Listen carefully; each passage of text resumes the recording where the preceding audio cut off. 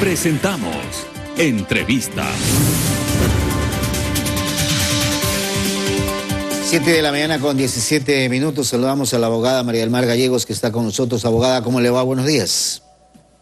Buenos días, Javier. Qué gusto compartir este espacio con usted y con las personas que nos escuchan y nos ven. Bienvenida. Esta crisis carcelaria de nuestro país no termina y nadie sabe para dónde coger el rumbo, controlar el sistema carcelario, qué es lo que realmente podemos entender los ecuatorianos que de alguna u otra manera amanecemos en determinado día con una situación adversa en cualquier cárcel del Ecuador.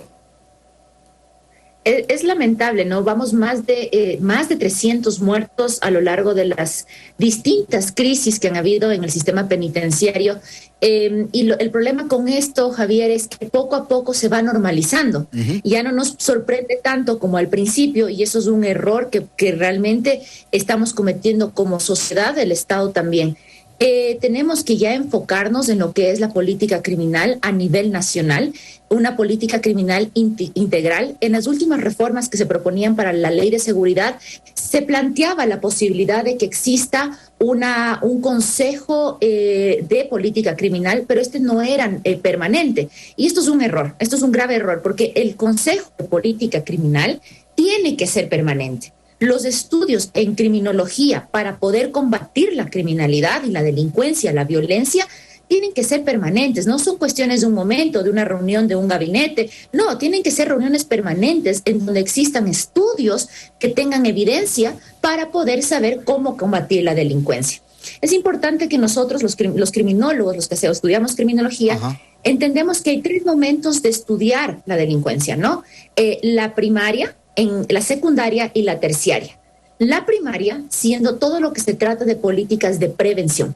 La secundaria, cuando ya la persona que ha cometido el ilícito, pues entonces el sistema de justicia, el sistema penal, cómo se enfrenta, cómo reacciona a esto. Y el terciario es todo lo que es rehabilitación social. La persona que ya cometió el ilícito, una vez que ya se encuentra en la cárcel, ¿qué vamos a hacer con esta persona? ¿No es cierto? Como Estado. Y en el Ecuador hemos fallado en la primaria y en la terciaria.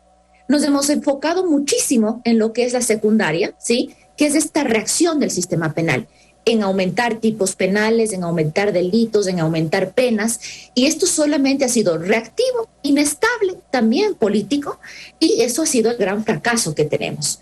Pero no nos dedicamos a saber cuáles son las causas del delito para yo saber cómo prevenir.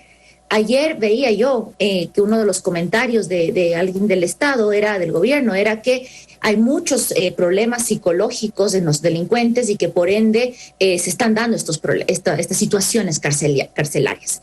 El tema es, y la pregunta es, ok, si es un problema psicológico, estas son teorías además muy antiguas, que todo es psicológico, entonces la solución no es la cárcel, es un tratamiento psicológico en un centro psiquiátrico, ¿no? Si es que ese fuese Exacto, ¿no es cierto? Entonces puede haber temas psicológicos también, pero no es la única causa. Y yo siempre digo, para saber cómo combatir la delincuencia es como el médico. Necesito saber bien el diagnóstico para dar el tratamiento, porque no todos tendrán el mismo diagnóstico y no a todos les voy a dar el mismo tratamiento. Lo mismo con la criminalidad. Y eso es lo que refleja el sistema carcelario del Ecuador. No hay ese tratamiento o esa prevención para buscar el tratamiento adecuado. Y esa terciaria que usted señala en cuanto a la rehabilitación, siempre nos han dicho que se tratan de centros de rehabilitación social y a la hora de la hora son verdaderos centros de formación delincuencial que en definitiva no han funcionado en el Ecuador. Definitivamente, y claro, la terciaria es eso, ¿no? Pensamos que metiendo a la persona a la cárcel se acaba el problema. Y es peor. Cuando no es así. Es peor, digamos, a ver, tampoco hay que, cuando hablamos de derechos de las personas privadas de libertad, tampoco hay que desenfocarnos en que la gente que comete un ilícito no pueden quedar en impunidad, esos hechos, y que merecen una pena y que merecen una sanción por haber dañado el orden social y dañar bienes jurídicos protegidos. Pero, digamos, esta persona, su sanción es la pena privativa de libertad. Y no las condiciones en las que viven. Mire, ustedes, peor en Guayaquil. Guayaquil, alguna vez tuve la oportunidad de conocer el centro, la penitenciaría que se llamaba, ¿no? Y realmente eso es, pero con el mayor del respeto, y lo lamento, pero es como es el infierno, ¿no? En la tierra. Hay que decirlo, abogada, es el infierno, porque eso es la realidad. Claro, y las personas que están privadas de libertad, al final del día, van a salir y van a regresar a la sociedad. personas que no han sido tratadas con dignidad humana, con los parámetros, los principios de dignidad humana, va a generar más violencia. Y si yo no les he dado la rehabilitación como Estado que necesitan ellos, pero nosotros como sociedad aún más, entonces va a generar más violencia y más delincuencia a la postre, ¿no? El tema con la rehabilitación social es, primero también hay que ver algo muy básico, que es infraestructura. Recursos para rehabilitación, para el sistema de rehabilitación social. Yo admiro a las personas que asumen el cargo de manejar el tema de rehabilitación social en el Ecuador, porque, y lo decía creo el director de la cárcel de Santo Domingo, ¿no? Renunció porque no tengo apoyo estatal. Y es verdad, sí, tampoco no se puede pedir a un ser humano que vaya más allá de lo que se le es posible, ¿no? Y sin una infraestructura adecuada, cosas tan básicas como los arcos para poder pasar adentro de la cárcel, que lo tienen los aeropuertos, que lo tienen centros comerciales en algunas partes.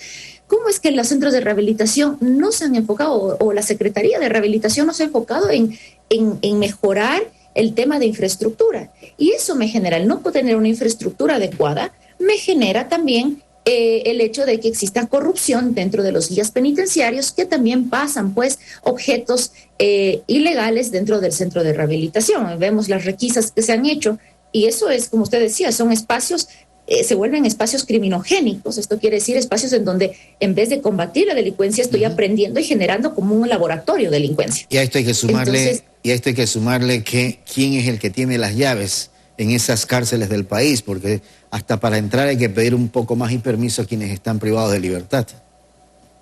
Sí, se ha vuelto un sistema de corrupción, y esto es interesante, ¿no? Se dice que tú, para poder ver cómo es la sociedad de un país, tienes que ver las cárceles de su país, porque se convierten en un microscopio de la sociedad. Y vemos que esto está pasando también. Ayer, balacera en un centro comercial conocido en la ciudad de Quito, sicariato en Guayaquil. Entonces, estamos viendo que lo que pasa en la cárcel es un reflejo de lo que está pasando en la sociedad. Entonces, vemos que no hay un plan integral. El problema es de fondo, se requiere una reestructuración de fondo, y se requiere también capacitar al personal que está a cargo de las cárceles, porque de lo contrario, poner a una persona con un simple tolete no funciona en este país. Estoy de acuerdo, y los guías penitenciarios me reciben, bueno, cuando alguna vez tuve la oportunidad de estar en el sistema de rehabilitación, creo que, acuérdense ustedes que antes era el GIR, o eran policías que manejaban las cárceles, ¿no? Y ahora son guías penitenciarios que tienen un entrenamiento mucho más corto que lo que tenían antes. Hay que mejorar eso. Yo creo que sí está bien el modelo que se quiso implantar de cambiar esta idea de policías, del sistema del Estado policía, pero yo creo que hay que atender a nuestras realidades también. Claro. Cuando traemos políticas públicas hay que atender a nuestra realidad y no solamente un copy-paste de otras realidades. Entonces hay que reevaluar cómo tiene que ser el entrenamiento de nuestros guías penitenciarios, cuánto se les paga a nuestros guías penitenciarios, y sí, ver si es que está permitido el uso progresivo de la fuerza. Desde el Código Orgánico Integral Penal lo contempla, la Ley de Seguridad también contempla que los guías penitenciarios pueden hacer uso progresivo de la fuerza. Entonces, tal vez un entrenamiento enfocado en cómo debe reaccionar también el guía penitenciario. Abogada, quiero agradecerle por haber estado con nosotros esta mañana. Que tenga buen día. Javier, muchísimas gracias, que tengan un buen día. Gracias a la abogada María del Mar Gallegos a propósito de la crisis carcelaria que vive nuestro país. 7:25, una pausa, regresamos enseguida.